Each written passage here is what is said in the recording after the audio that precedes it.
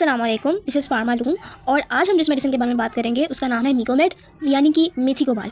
इस मेडिसिन को मिकोमेड के नाम से भी जाना जाता है और मेथी कोबाल के नाम से भी जाना जाता है। दोनों मेडिसिन का फंक्शन एक है, एक ही तरह के केमिकल से बनी है, इनमें कोई फ़र्क नहीं है।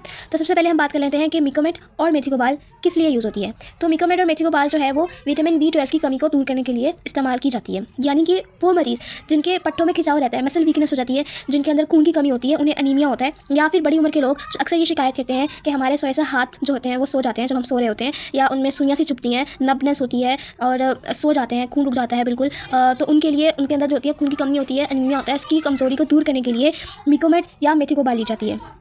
मिकोमेड जो होती है दरअसल काम कैसे करती है, ये आपके जिस्म में जाके आपके विटामिन B12 की कमी को पूरा करती है और खून को बढ़ा देती है, खून की कमी को दूर करती है। जब आपकी खून की कमी दूर हो जाएगी और आपके तमाम मसल्स और ऑर्गन्स को जो है वो प्रॉपर ऑक्सीजन मिलेगी खून की कमी दूर होने की वजह से, तो फिर आपकी जिस्म में दर्द नहीं होगा, आपकी उंगलियां जो सो जाती हैं जब आप आराम कर रहे होते हैं, सुन्न हो जाती हैं, वो नहीं होंगी, और पट्टों में से खिंचाव और उनमें से दर्द जो होगा वो भी ख़त्म होगा।